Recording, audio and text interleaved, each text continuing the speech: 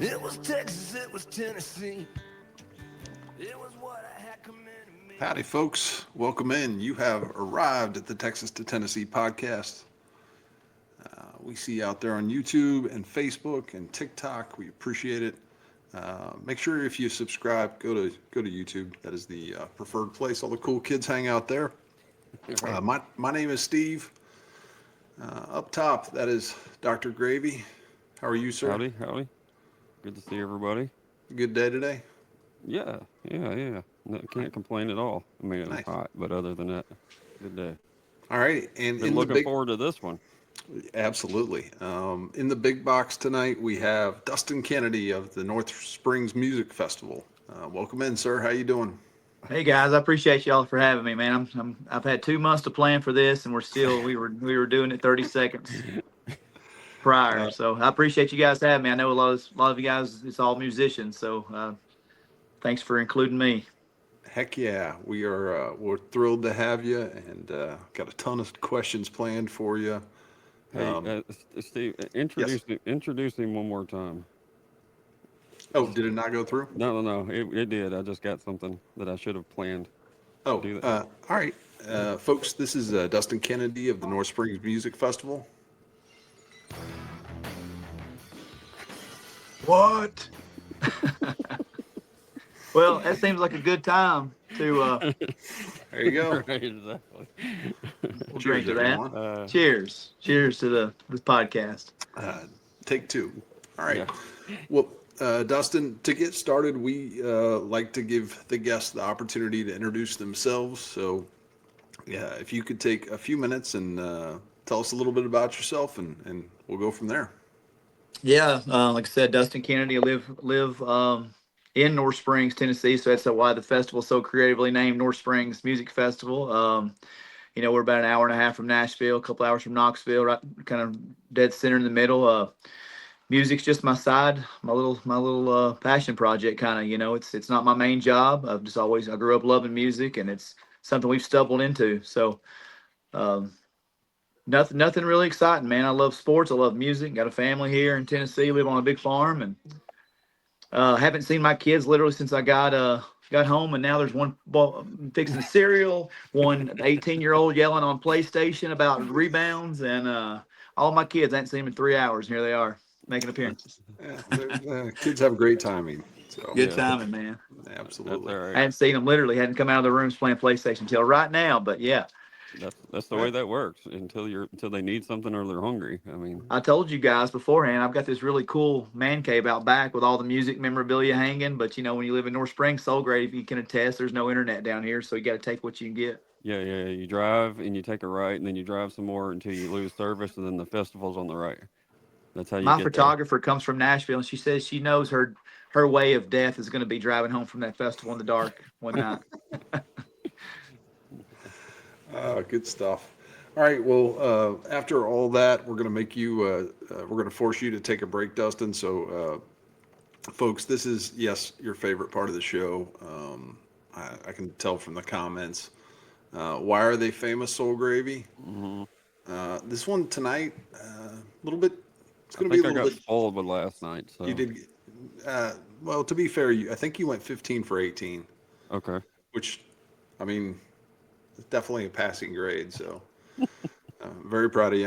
Thank you. Tonight, we, as Dustin mentioned, North Springs is a unincorporated town in Jackson County, Tennessee. You described better than I did where it is. So, north central Tennessee, I think. Approximately 1,100 people. Does that sound right? Yeah, that sounds about right. Okay, good. Shout out to Wikipedia. I haven't done the census count in a while, but yeah. Fair enough. All right. Well, we're going to start out with a gentleman by the name of Jack Farmer, also known as Floyd Haskell Jack Farmer.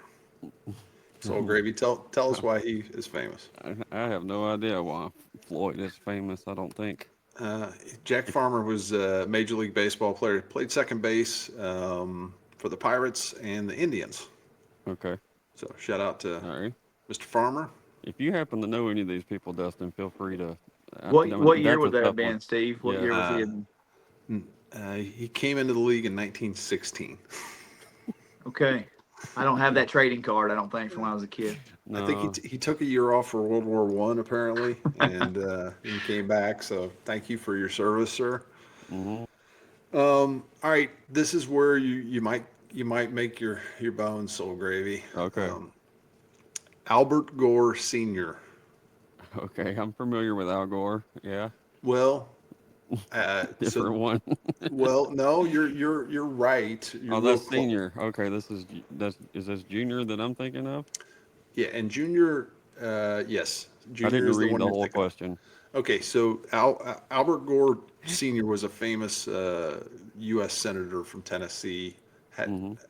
he's actually from the county. I think Al Jr. spent time in the county, but he was raised in D.C. Okay. So we'll give you that one. That's one for two. 50%. Yep. Okay. This one's going to be tough. John Painter. Sorry, John George Painter. I thought I had it until you threw that George in there. Yeah, I'm not familiar with his work. I'm surely he wasn't a painter. I don't believe that he was. Mm. That would have been a great Yeah. lineup. He at one time was the world's oldest man. Okay. He lived to I think 113. Lived in the 19th and the 21st century, which is pretty wild. Hmm. Yeah, shout out to him. Had a feeling that was going to be tough. What? Yeah, I know a Johnny Painter that lives. He's from Jackson County, but he's about 50 something. So maybe not the his same guy. great It, grandchild or something. it Wonder if could they're be. related. The whole family. Again, I went down a rabbit hole. The whole family lived like he had another brother that lived over 100, and a bunch of like sisters that lived to 98. So good genes Huh. in that family. It's good genes. Yep. Hmm. Or really tough, stubborn people that can deal with pain. One of the two. All right, George, or I'm sorry, Mounce, Mounce, Gore Butler. Yeah, I'm not familiar. The middle name should be a hint. I'm still not familiar. I don't think. Okay, Mounce was a relative of Albert Gore Sr. Okay. He was a member of this House of Representatives, so that's kind of a tough one, probably. Yeah, any political ones, for the most part, Yeah, are tough for yeah, me. for So. sure. Same Yeah. here. Alvin, Alvan, not the chipmunk. Cullum, Cullem, Gillum, Gillem. Who named that guy? That's a lot of letters. I'm not familiar. Pretty tough one. He was Yeah. a Union Army general. Well, Interesting.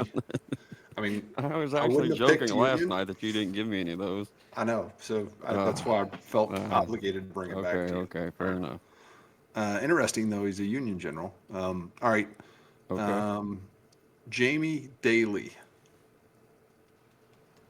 I don't think I'm familiar. Have you So I ever do heard know of? that one. Okay, feel Go free to ahead. jump. No, go ahead, jump in. Well, yeah, I think he still lives in the county. Actually, he's Daly and Vincent Bluegrass Band, Grand Ole Opry members. Okay. Yeah, So yeah, Okay. big time. to the My Opry quite name, a bit. my brain went to John Daly somehow. Related to that Daly instead. Yeah, I don't think he parties kind of like that hard. You know, I don't think they're on the same level there. Man, there is a great, just to plug another podcast right quick, there is a great story on the Jared Morse vibe with Mr. Jinks talking about his Oh. evening with Ward and John Daly. Hmm. Y'all go check that out if you want a good laugh. Not surprising. And I don't know this for a fact, but I want to say, did Ward live in Jackson County for a while? Yeah, he did. So when I Okay, first started doing Ward Davis. shows, yeah, when I started doing shows in 2019, somebody said, "Hey, you should get Ward Davis." And I said, "Well, I love Ward, but why would he want to play in Jackson County?" They said, "Well, hell, he's living in Jackson County." And I really didn't believe it. Then it was during COVID, and he did a live stream. He's like, "I'm just sitting in my house here in Gainesboro, Tennessee." I was like, no way. And then I was at the Stolen Coin eating dinner one night, and here he comes in, and we connected that night and did some, he did my old podcast, and then it took about 4 or 5 years before he played the festival last year. So yeah, he lived here. It was after his not latest divorce, but the divorce before. He ended up moving out here and living at Salt Lick Campgrounds is where he lived. Okay. Uh-oh. Yeah, so North he North was a Springs is falling. Oh no. golly snake He's bit like, guy. hey, talk about North Springs. Was like, hey, talk about me. Uh-huh. Yeah, we'll get there. I'm just gonna rip that down in a minute, if nothing else. All I'll hit right. the Well, Stone Cold music again when it goes down. Oh man, it's doing it. Yeah. All right, here we go. so Gravy, sorry I blocked your layup. I should have. I didn't know that for a fact, but I was pretty sure that Ward lived in the county for a bit. So that felt like me blocking your layup on that one because I'm pretty sure you would have got He's that. moved back to the big city of Hartsville, though. He's in I didn't. Trousdale County now. I just I talked knew to he him not was in long ago. that. I knew he was in that vicinity, but I didn't really know Yep. where he lived. Yeah, it was crazy. I mean, we would see him out all the time. It was, I guess, the funniest thing I remember. If you want a quick Ward story, he would frequent the 12 Degree Tavern here in town, it's right on the square. And I stopped in on a Sunday evening, and had a cold, refreshing Bush Light, and he was in there, and he goes, Dustin, oh man, I forget the guy, James Taylor. He said James Taylor just followed me on Instagram. And he was so hyped about this, and he went and FaceTimed Jinks. He was in the corner FaceTiming Cody, and just telling him how elated he was that James Taylor followed him on Instagram. Well, Well, He I was that's got cool. cool. He was excited cool. when Ward Davis followed me back on Yeah. Snapchat. So Same thing, Oh, well, right? Yeah. that's a big deal. Yeah, it's I pretty cool. know. All right. Soul Gravy. That I'm gonna call it at that one. So Okay. we'll give you credit for Ward. We'll give you credit for Al Gore It's just like Senior. extra credit. It's like the teachers these days where they just don't want the kids to fail, so they're Yeah, I don't want you to fail. let's bend the grades a little. And That's you gotta okay. call. You got to phone a friend with Jamie Daly, so we'll give you credit for that one. We're gonna give you Okay. 3 out of 6, 50%. Pretty good job, Soul Gravy. Thank you. Thank you. Alrighty, Mr. Kennedy. I want you to tell us a little bit about the history of the festival. I learned a little bit about it today, but I think I'd like to hear from your voice a little bit about how kind of you got started and anything that you want to share. Yeah, man. It was actually just a dumb. It was just kind of a good mistake after all these years. It was. Um, I had done my old podcast. We started doing some music interviews on that one. And ran into a guy that I'd found on Twitter through like a shooter. I'm a big Shooter Jennings fan, and North Springs is coming down. We'll live the gather kitchen sign. I'm not full with North Springs. The rest the man cave would be so much cooler right now with my Taylor Honeycutt and Jason Eady merch. But whatever. Um, To be fair, their stuff doesn't always go the way it's supposed to go either. So no, you know. they're Right. exactly. We'll get on them. But so I had found Andrew Pope, a guy down in Alabama, on Twitter, and so man, we did a podcast together, and we talked more wrestling than we did music, but we talked like Hank Williams Jr. and old WCW wrestling from the '90s. And I just said, hey man, I said, I went to this show in Lexington not long ago. It was a house show of Jason Eady and Justin Wells, and as I was sitting there, I thought this would be something cool to bring to my community. It was just like 50 people in a common room. They were just up on bar stools singing acoustically. So I did 4 shows in 2019. Andrew Pope. The second one was Jason Eady and Courtney Patton. Rod Davis was the third, and Justin Wells was the fourth.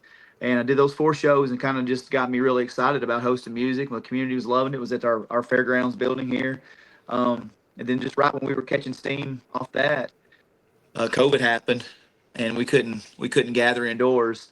And so the night that I was with Jason, it was March of 2019. I said, "Man, I've got this farm down here. I'd love to do a festival someday." And he was like, "Man, those things can get pretty expensive." And I said, "Well, we would start small because I would have no other option but to start small."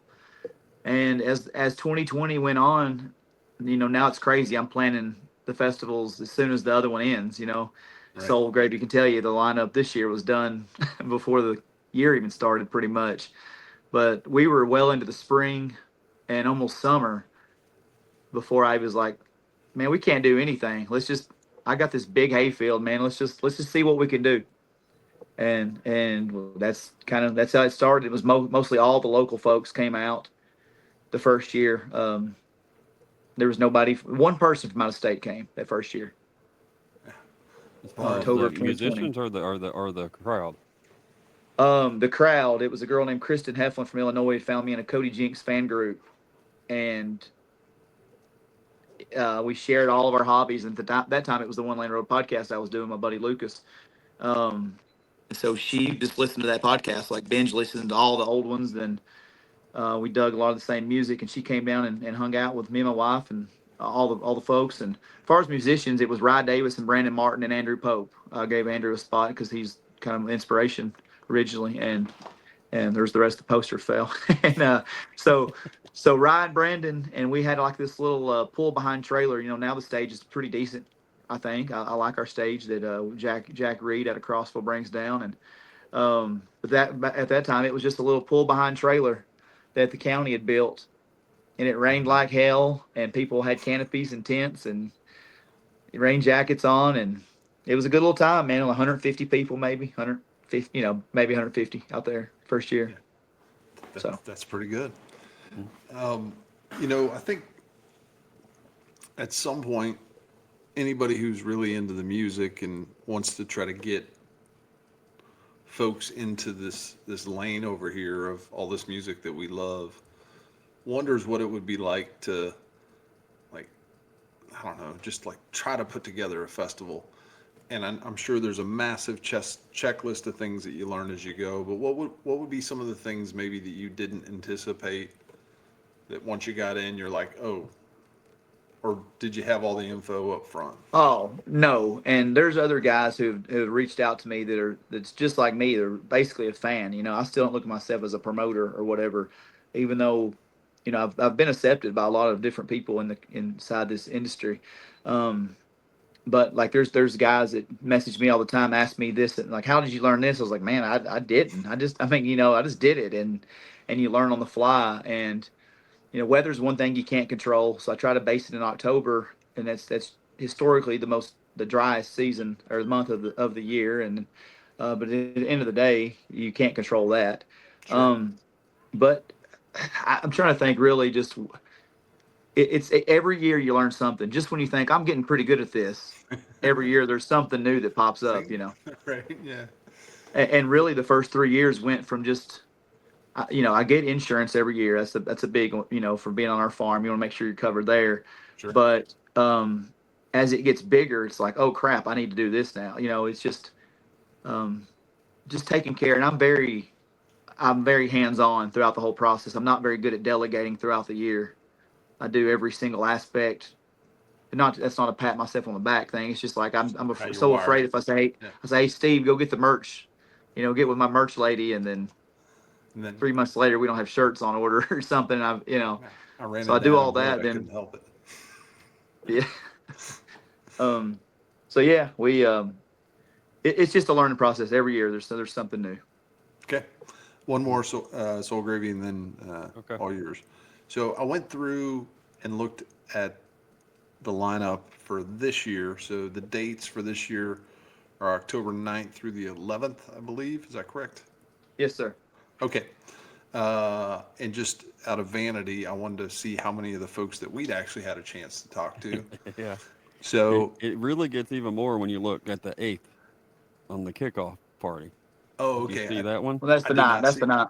Oh, the Oh, 9th? that's the Yeah. 9th? Oh, Okay. I'm Uh-huh. sorry. I'm I sorry. might have missed some. So I'm going to just go the folks that are on the 9th, or sorry, the 10th and the 11th. Okay. So Gravy, you can fill in the All right. fill in the I'll 9th. do my research. All right. So episode 41, Jason Eady. Episode 30, Adam Hood.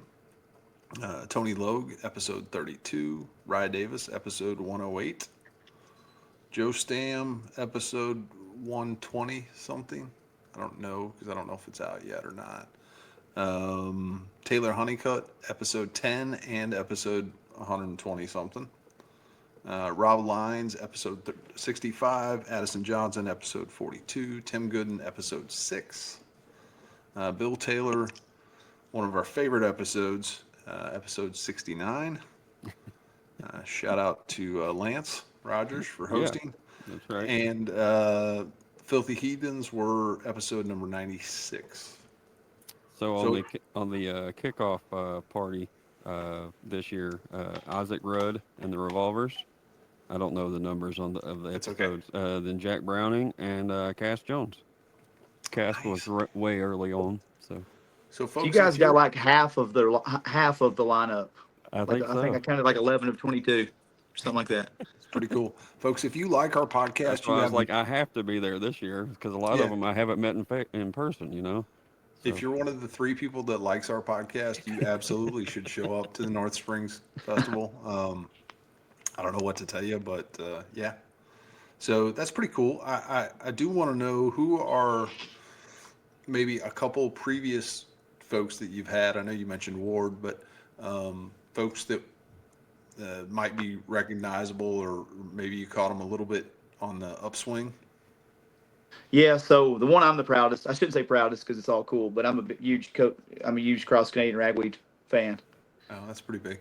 And I didn't get Ragweed, of course, as you know, but I got Cody Canada, The Departed, which is I kind of laugh because they're selling out all of Oklahoma. I'm like, well, him and Plato's been doing this for 12, 13 years together. And they're singing the same songs, but man, I know exactly where I was at. Where that's not the sexy part of the story, but like just getting the email from WME or Red 11. I don't remember if it had merged WME yet. When getting a text from Josh Green saying, "Hey, let's lock down Cody," and he's like, "By the way, since we can confirm Cody, we can also confirm them Dirty Roses." It was a 2-for-1 text, because they were wanting to play with Cody. Yeah. That's pretty cool. That was huge, man. I went to Ragweed from everywhere, all over the state for years, from 2003 until they broke up in 2010. And so to have Cody Cannon and Jeremy Plato on my farm singing Boys from Oklahoma and Alabama and 17, all that stuff, man, that was really cool. And Cody's just like such a good dude. Can't find anybody that says anything bad about him, and there's a reason. So. There's been people I've hosted shows with people who are nowhere as big as Cody Canada that were a lot bigger pain in the ass. And not that I've had a lot of pains in the ass, but we've had a couple. Yeah. And Cody was nothing but generous and humble and just a cool dude.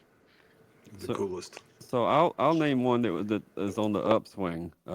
Is Baker Blankenship. He literally was the first. He was the first person on stage, I think, on the Saturday show last year. I think. Yeah. First or second, one of the two. He was first. Yeah.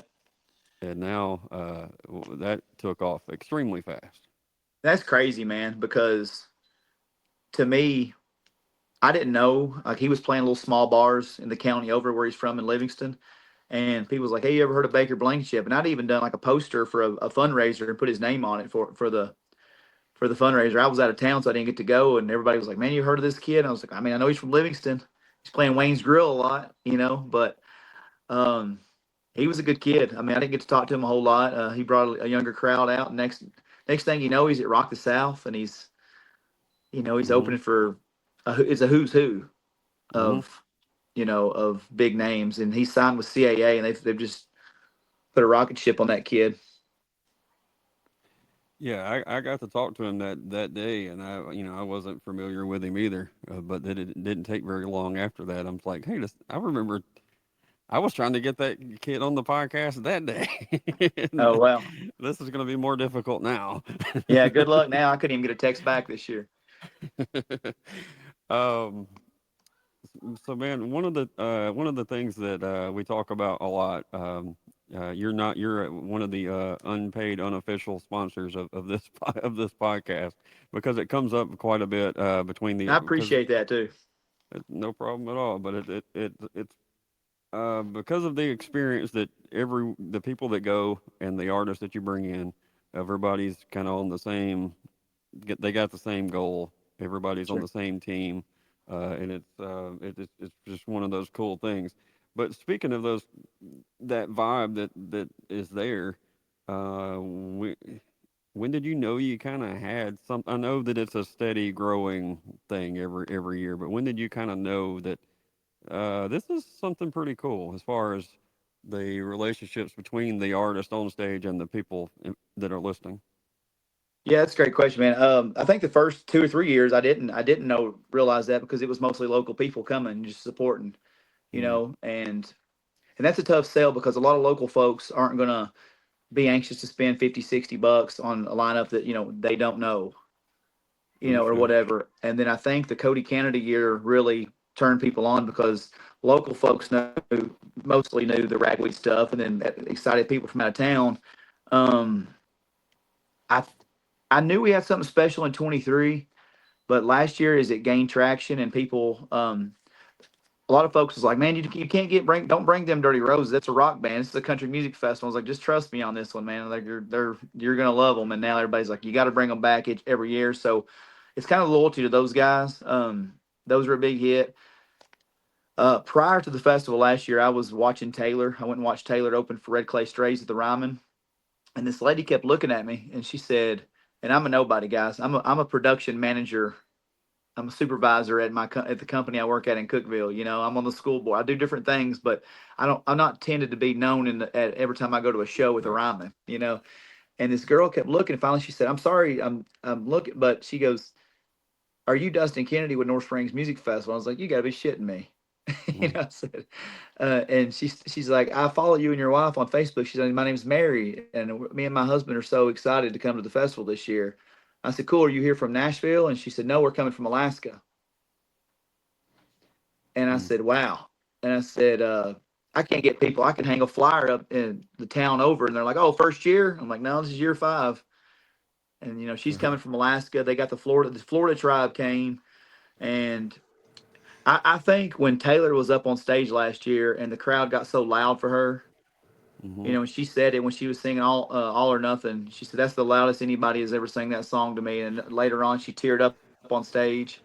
Mm-hmm. Um, I think last year, man, it took 5 years all in all to get. 'Cause people came from 25 states and 2 countries, and like I said, you've been here and you know how daggum far out in the middle of nowhere it is. And before you know it, people are hugging up with people they don't even know, singing Yeah. singing songs. It's Yeah. special, man. And I think that's why the artists dig it. Like Taylor, the first thing she said when she got out of her van last year, she's like, "Damn, I love it here." So this is beautiful. It's definitely an icebreaker just to be relaxed. There's not a lot of chaos. There's not a lot of chaos backstage that makes the artist nervous. There's not a lot of chaos anywhere besides in your brain and your section of it. And that's I'm sure Yeah, it's hard for you to relax, but as yeah. far as for everybody else, they don't know anything the chaos is going on. So they step out and they get to hang out with their buddies that they pass on the highway all the time, but they don't get to hang out. And it seems like people make a point to stay and watch their friends play and and hang out with their people. We've got a very illustrious green room. I know you were part of you probably hung out in our green room last year. We've got a very nice carport, um, Yep. with a community ice chest there with all the drinks and everything. But yeah, you're right, man. That's kind of I'll tell you one of the coolest moments from 2022 before it was that last year when everything was still acoustic. Didn't have any bands or whatever, and Jason Eady was the headliner, which was really cool having that conversation with him. Then 3 years later, he came to headline it, um, and everybody was kind of sitting around, and he said, "Man, it's kind of early. I'm feeling pretty good. You cool if we just do a little guitar pull?" And I said, "Yeah, I think so." And he said, "Let's build a fire." My buddy Blake Johnson had a fire out by his camper. So Jason Eady, Addison Johnson, Tony Logue, and Wes Ship just sat around a bonfire in our field. That's before anybody was camping here or anything. And they were just passing the guitar around, picking each other's songs. It's really cool. Mm, I don't want to speak for Jason, but I've heard enough of these stories about Jason after the festivals and after, getting to hang with his buddies. I think that's his favorite part. But again, I don't want to speak for him. Well, I can speak that his Grand Ole Opry, when he made his Grand Ole Opry debut, I was there, and we went out to the Nashville Palace afterwards for a little while, and I called it a night about 12:30, 1 o'clock in the morning. I wasn't ready to, by the way. That was a decision not made by me. I And understand.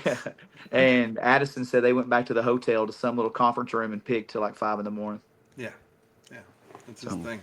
yeah, Wonder how many Merle Haggard songs were played around the campfire. all of them. All of Not Don't all of them, but they're big Hag fans. You know that. yeah, Uh, definitely. our mutual friend Zach Wilkerson said, "Don't ever get in a hag off with Jason Eady."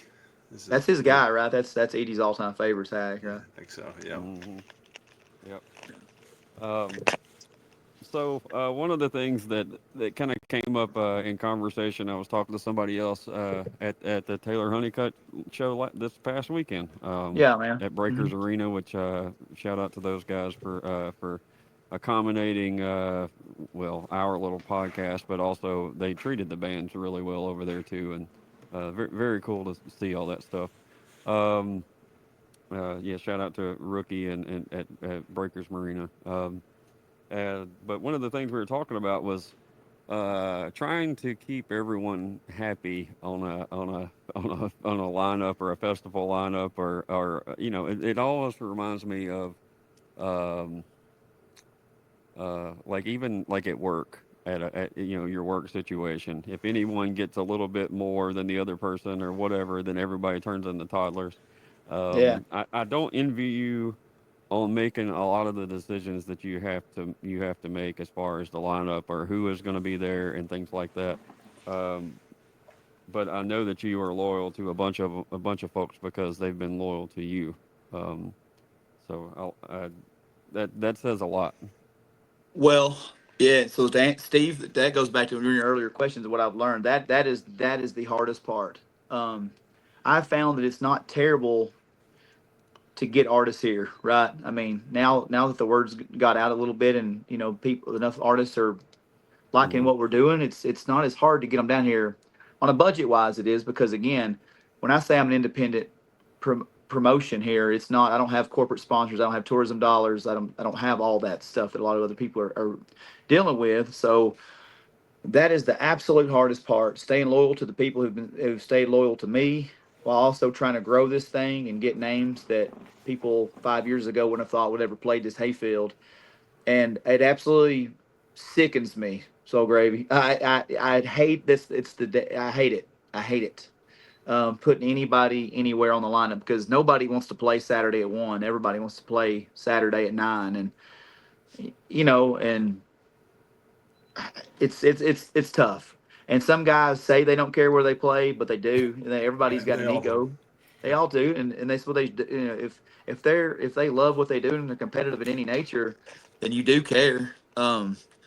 But I do have my guys, and I'm loyal, and I won't apologize to being loyal to Rye Davis and Addison Johnson and Wes Ship. And I think you put for me Tony and Tim's in that category. Hmm. Um, I love those guys, and that their names may not always be the biggest. The biggest. Now my damn phone won't even stay up. Their name may not be the biggest on the posters every year, but you let me try to have a North Springs Music Festival without those 4 or 5 names. Yep. You're going to get backlash. And somebody told me the other day, they're like, "Well, those are North Springs guys or whatever," and I'm just like, "Okay, and this Yeah. person never been here." I was like, "Don't tell me how to run my festival when you never stepped foot in here." I said, "I'll take all constructive criticism, but there'll never not be a North Springs Music Festival without Rod Davis and Addison Johnson. I assure you." Well, because if things happen to turn the other direction or a little bit, you know who your guys are. It goes both ways. Yeah. Well, if anything was right in the world, those two guys especially would be household names. Yeah, I agree. I agree Yeah, with you yeah. 100%. I've Steve, never seen Ride live, but from the hour that we spent with him, man, we had a good time. yeah, this is a big person, big personality, big guy. I feel just a like genuinely good dude, Yeah, and so is and his wife is a sweetheart. I love you him can so tell much. that too. I feel Yeah, like Rye would have a good time at an insurance seminar. Nothing against insurance, but like, I mean, what a personality. yeah, Yeah. absolutely. Yeah, and super genuine. And Okay. that was a cool moment last year when the Florida Tribe threw the paper airplanes on Friday night. He was one of the top acts on Friday night. He's got the song from Monsters, which I love. If anybody's listening has never heard that song, you've got to check that out. It's one of my favorite Rice songs. And it says paper airplanes, BB guns, and the whole crowd starts throwing That's paper awesome. airplanes up. He brought that up on the Yeah. pod too, so Yeah. Yeah. that definitely that stood out to him as well. And I was going to say also, not long after I met Addison at North Springs and interviewed him, he was in Texas, and Steve got to meet Got to him and see him a make a couple relationship times with that. now. Yeah, So yeah. it's I very tell you cool. what, man, out of controls. Just I texted him as soon as that song was released. I had got a sample of it a little bit early, but I got it from him. And then when it was released, I was like, "Dude, that's a hit." He goes, "Yeah, maybe in 19F and 83." well, well, But and I tell you what, I don't know if Soul Grave, you ever heard? Either one of you guys ever heard his F5? no, Yeah. yeah. He played it at. I didn't know it before North Springs, but he played it at North Springs. Okay, that's gonna be. I don't want to tell too much of his business, but if that gets in the right hands, man, that's Okay, again, if everything was right in the world, that would be a hit. Well, Addison is going to come on for a part two to talk about some of his new music that's coming up. I believe, if I can see my Couple phone, weeks, I think. July 23rd Yeah. at 9:15. So after our normal podcast, we'll have a recap with Special Addison. edition. Yeah. Mm-hmm. Make sure he knows I said no good words about him whatsoever. We'll let him know. That'll be done. All right. I do want to ask you two questions, more kind of operational, but can you tell us? I know you said you like to not delegate a ton, but can you tell us anything about your support team? Yeah, I do want to brag on those guys because I get it there. You know, I make sure the porta potties and the stage and the insurance is there and all that stuff. But man, my wife and her mom do a fantastic job. Um, my mother in law is an absolute bulldog. If somebody tries to sneak in without paying, she'll chase you down 20 yards. Way to Oh, go, she Soul gets you? Gravy. Okay. No, but she followed up on the making sure. Yeah, she did. She came to Yeah. me and was like, "Hey, there's some guy named Soul Gravy here." I was like, Like "I don't who? know a Soul Gravy. Make Who his has ass that no." name? He Who the looks hell's Soul fishy. Gravy? He looks fishy. So But no, she does great. My wife runs around everywhere. Now we laugh about this after the fact, but she's up there slinging merch and checking people in and all that stuff. And then like I'm like talking to a group of people in the field. She's like, "Is that all you got to do?" I was like, "Well, this is part of it. This is the politics side, honey. When 20 people come from Tampa, I got to say, hey, thanks for coming." Yeah. yeah, I like to be that. I like the personable side of shaking hands and thanking you personally if I've got time. I got some buddies from Jackson County here that come down every year. Kevin Wiley, Adam Jones. Those poor boys, they moved the porta potties at least 6 times Oh, last year. They come down, do whatever's needed every year. Those two guys in particular. My dad and my stepmom. This is how country it is. I mean, it's literally in his backyard. His little small house. When my mother passed away 10 years ago, he's like, "I don't really need this bigger house." He's, "I'm going to move down here on the farm to my little." He used to run a country store down here. okay. There was two stores. Soul Gravy, if you can believe this, there was two country stores when I grew up down here. There's nothing down here now, but right. Ward Kemp had a store, and his daughter Sherry's a sponsor every year.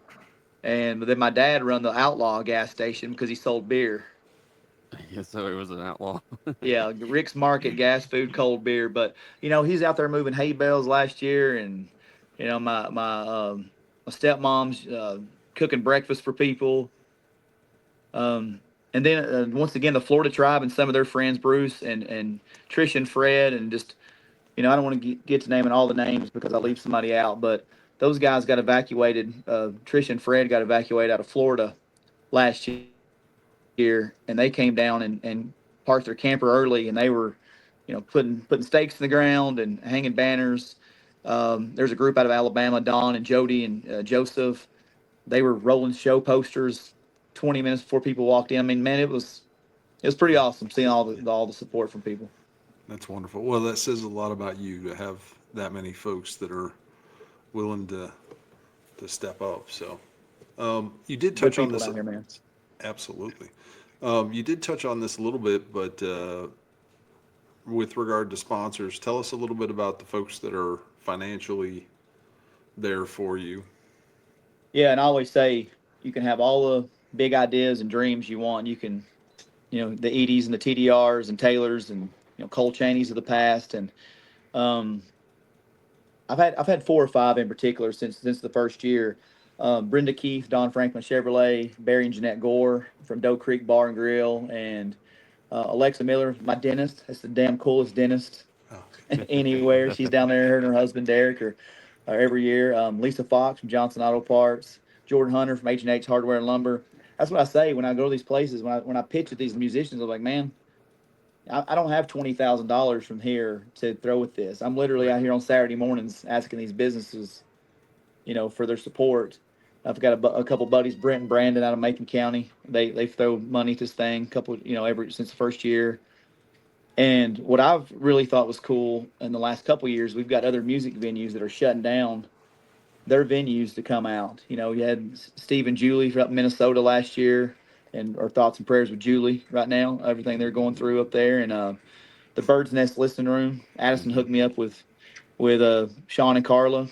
They're sponsors this year. They're actually the Saturday night sponsor of Them Dirty Roses, so they're the Oh, premier nice. sponsor on Saturday night.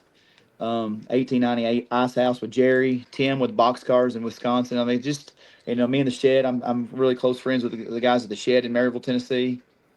It's just cool, man. It's just I had no idea about this independent music scene when I just stumbled into it 5 years ago. I had no idea. I didn't know. I had no idea about any other festivals around or anything. I just Huh. I and was then gonna, yeah. So I was curious about that. So you went in you went to the shows and stuff as just as a fan in your area, but you didn't venture out to many of the big festivals or anything. I mean, had a I haven't either. So I had no clue. okay. A lot of times, and it shouldn't even be comparison because I think they're the standard. But like Laurel Cove, I think a lot of people that go to Laurel Cove and ours say kind of the vibe is the same. It's just not to sound like a hippie, just like peace and love. You know what I'm saying? It's the vibe of no drama, and it's just all laid back and things like that. And John and his team up there in Laurel Cove, I think they do a remarkable job and they've always been on the cutting edge of grabbing people before they're big. Yeah, So definitely. and they were ranked like number two on SavingCountryMusic.com's best country and roots festivals this year. And we were actually like number three on the honorable mention, which blew my mind. I had no idea. That's cool. Um, Hmm. yeah, somebody texted me. He's like, "Hey, congratulations on making that list on Saving Country Music," and I hadn't seen it. I look at their website pretty regularly, but yeah, number three on honorable mention. That's a big deal for somebody like me. It's a big deal for anybody. So, Yeah. congrats on that. They know Yeah. what they're doing. So, Um. So I would. I'm just guessing. I haven't had the opportunity to go to Laurel Cove, but just from talking to people, I think a huge part of it is one, the people that go, Yeah. as far as the crowd wise, and two, it's not oversaturated as far as to suck the fun out of it. You have that space and the I don't know. You know what I mean though. It It looks can kill the cool. vibe of a whole festival when it's just shoulder to shoulder and whatever else. So Absolutely. I've been to them, and it's just like you go and I don't enjoy it. I'm 41 years old though. that's what I was gonna Maybe. say. When you're 25, it's okay. Oh yeah, yeah.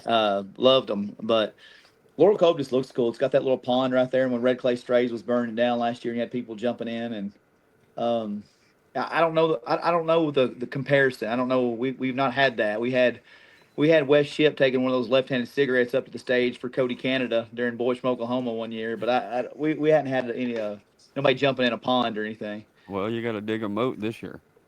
We got to get somebody jumping off a hay bale or something. A wrestling ring. Yeah, well, hey, Taylor Honeycutt is threatened to do a mud pit with Courtney Patton, Courtney and Taylor versus everybody. I think is the T-shirt. I told Taylor I was going to bootleg. Hmm. So, I tell you one story real quick. I'm trying to plug my phone in because I had planned on only. I know this is a train wreck, guys. As far as how we connected, No, you're good. You're good. Yeah. I had planned on everything but my phone. That's how Of these course, things right? go. Yes. Right? Yep. That's how that works. You asked about catching people on the up and up earlier, Steve. Yes. Like catching early. I'll tell you the biggest regret to date, and people locally are going to roll their eyes because they've heard this story 25 times. That's right. But in 2021, when I found out Ward lived here, I called True Grit and I talked to Shelby, his agent. I said, Shelby, can I get Ward? I said, hey, I know him a little bit, and we're starting to do this festival and love to have him. She goes, well, he's in Kansas City that night, but we've got this other up and comer, and he's got one album out. And by the time your festival rolls around, he'll be on album number 2. She's, I can give him to you probably like 1,500 acoustic or $5,000 full band. No, And I said, oh, nice. What's his name? She said, Charles Wesley Godwin. Yeah.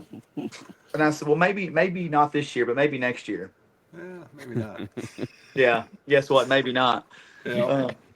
The next year, I saw him stand opening for up, dude. Ward. My wife don't know the difference between her mom and her dad when it comes to like up and coming acts like that. And we went to the Ryman, and she goes, "Oh, this guy's really good," and I was just disgusted. I was like, "You remember that story I told you?" She's like, Irritated. "Oh shit, that was him." I was like, Yeah, "Yeah, he's pretty good.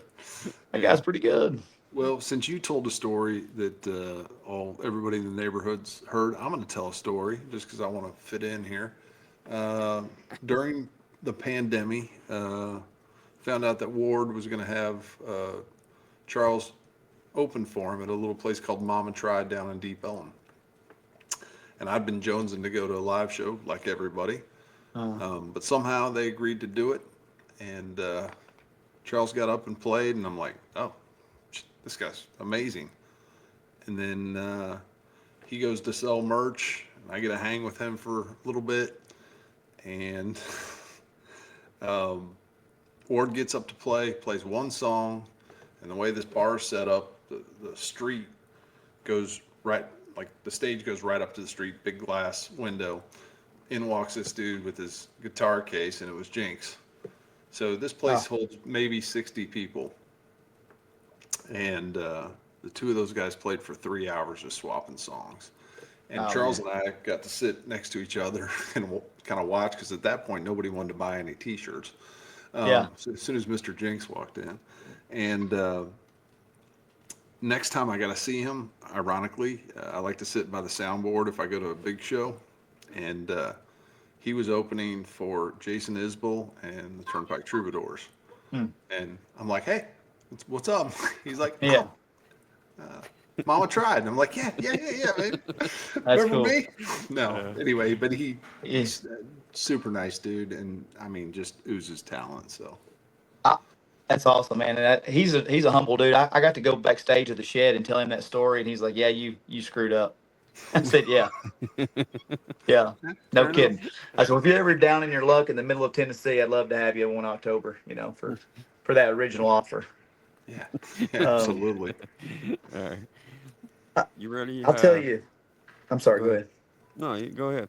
I was going to say, we talked about how this started and everything, and I think you guys both will appreciate this story. Is that 10, 12 years ago, music wasn't as prevalent now about finding music as far as new music, and you only know what you hear. And I was still listening to, like, I'm not ashamed to say, I guess, like, we went to a Brantley Gilbert concert like in 2011, because Right. Apple Music was a thing, but it wasn't like what it is now on Spotify. And so, like, I was at a Brantley show and I didn't know any better. Like, I just thought that was okay music.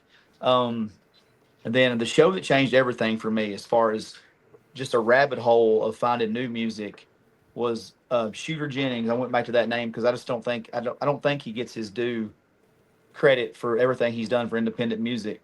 And the show was in June of 2012, and it was at a greenhouse, a literal greenhouse. It had a bar and like shrubs and stuff, plants around the building. I went there last year, and it's completely changed since it was in 2012. It was what would have been Waylon Jennings' 75th birthday, and the banner just said Shooter Jennings and Friends.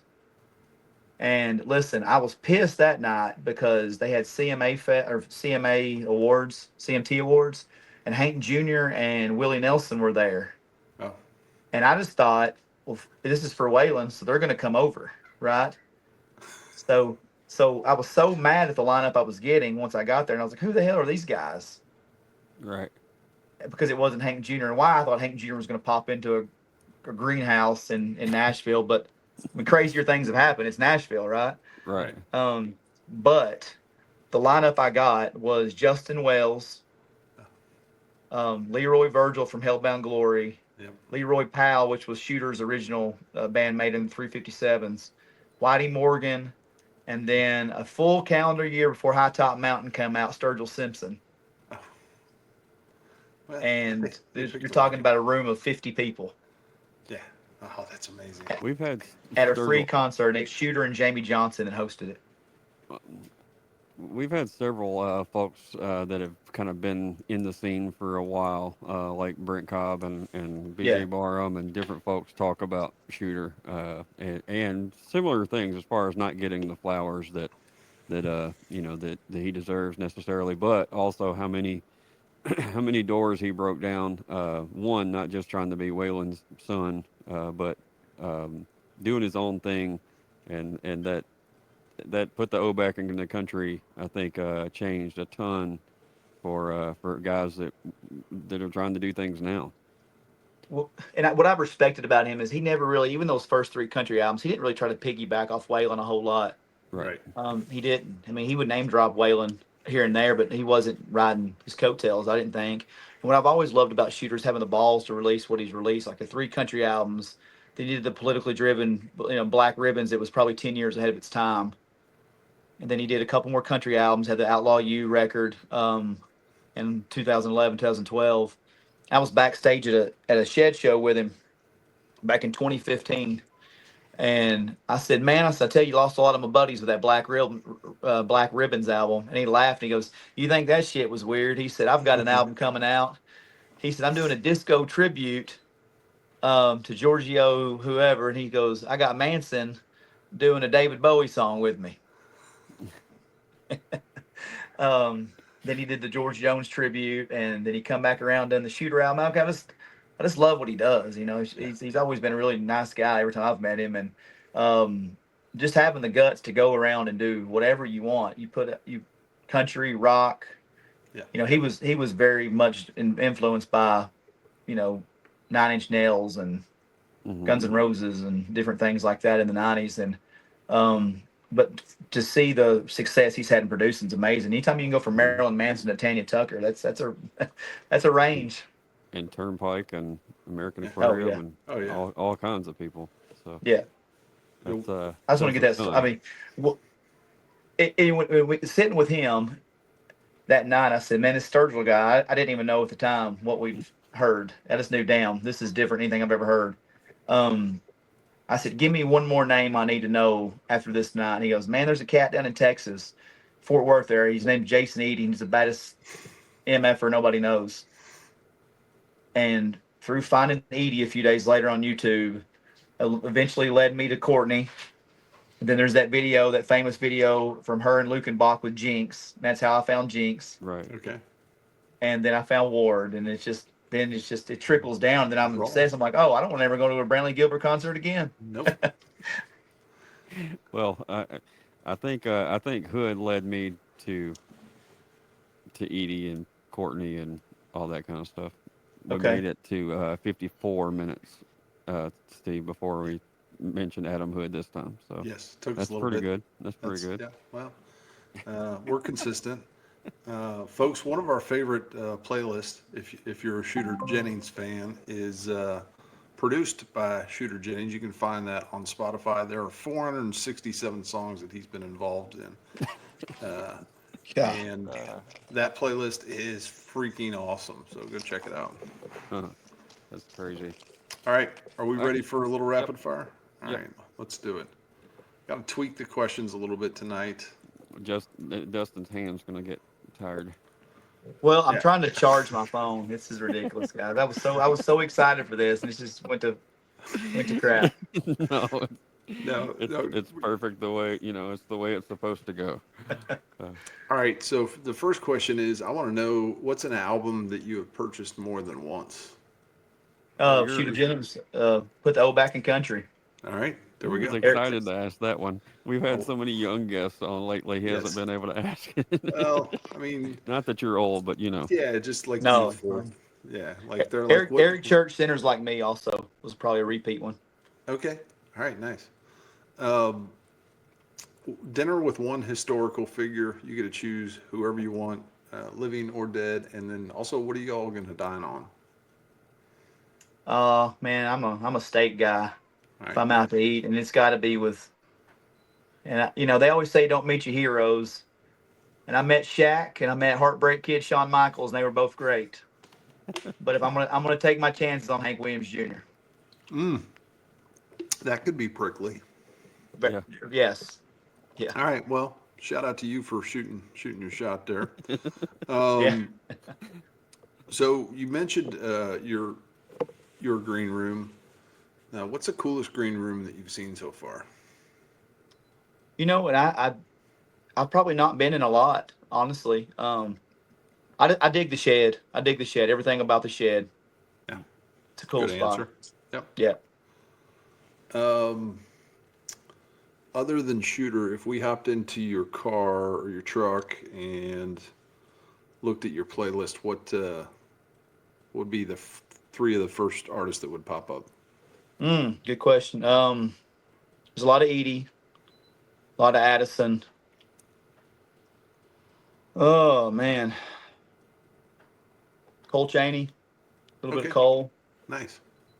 Rye Davis. Yeah, I love the Tony Logue record though. Hmm. Yeah, it's That new great. Tony Logue record this Yeah. year, man, fantastic. Absolutely.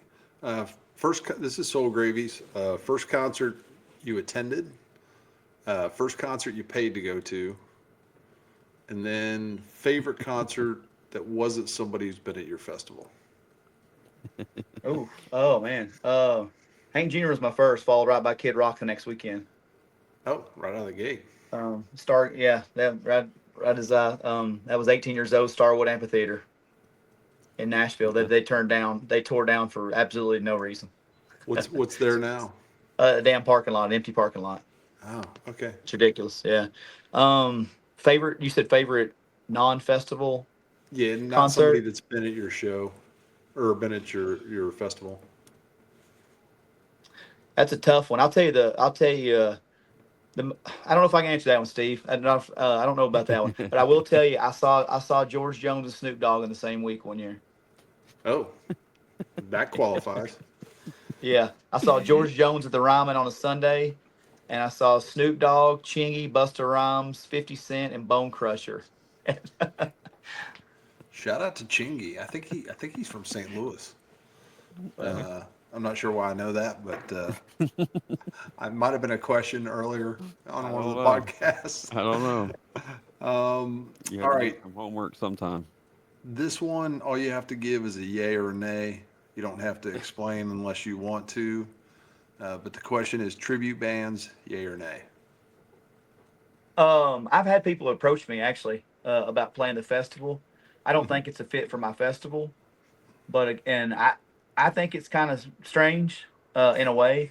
But also, again, to my guys at the shed, they do a whole month of it.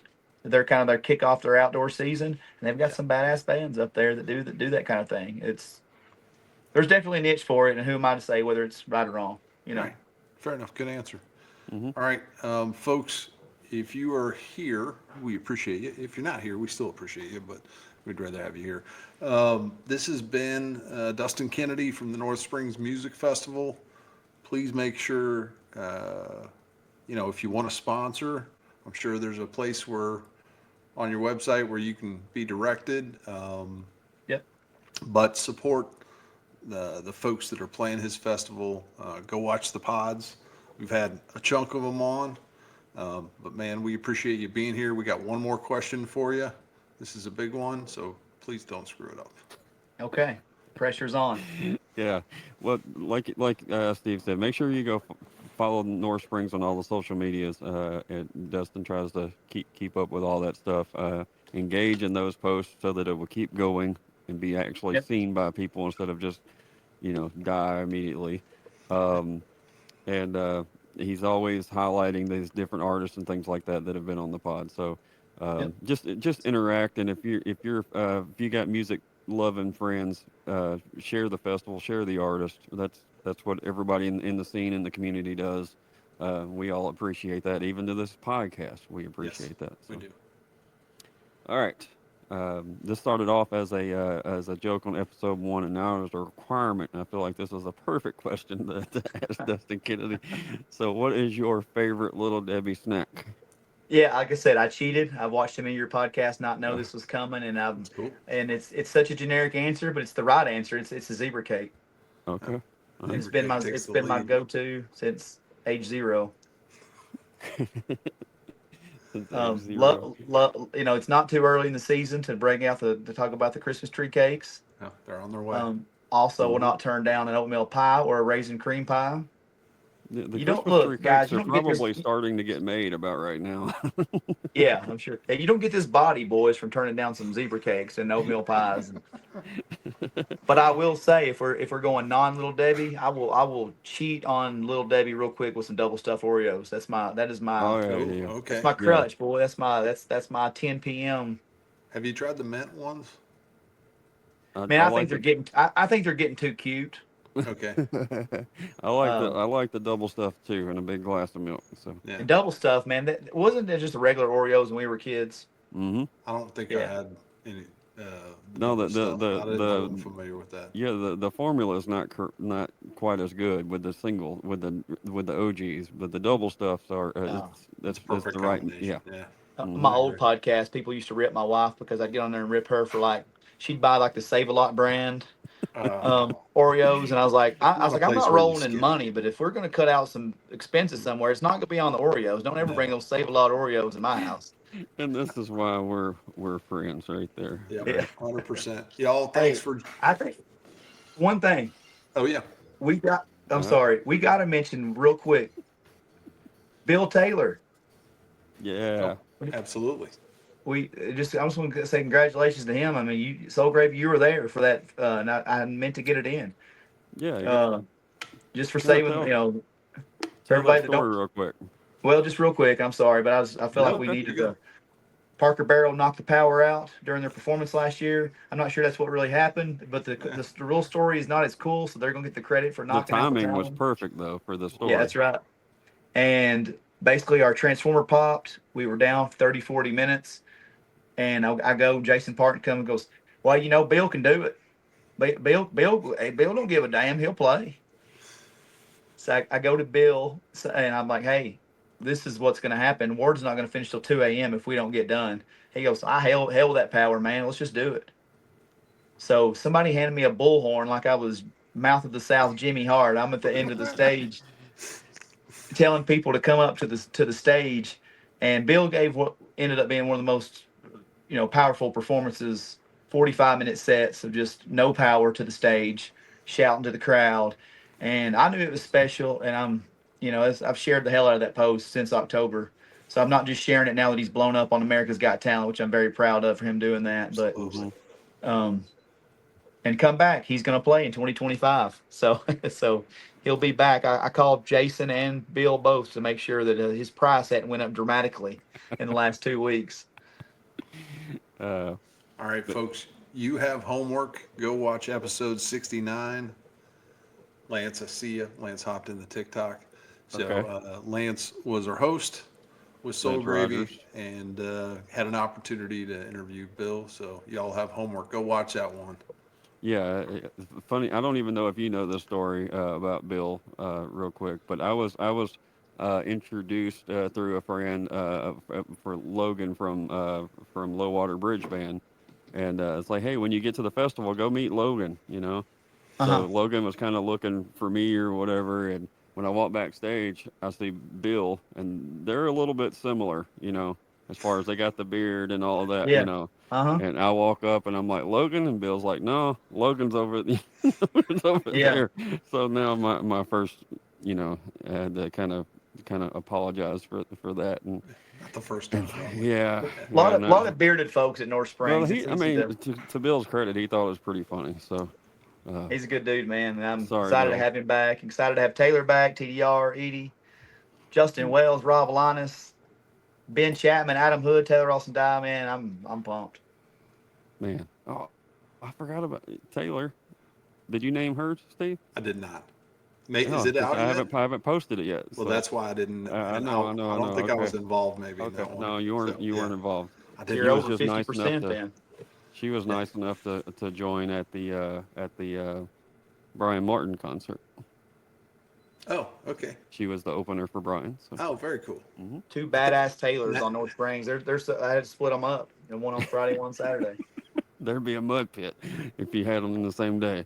They're both badasses for sure. Yeah, definitely. Yep. Y'all get your asses to the North Spring Music Festival. Thank y'all for joining us tonight. Dustin, thank you so much for taking time to hang with us. Thank you, Steve. I appreciate it, man. Appreciate it. Enjoy it. All right.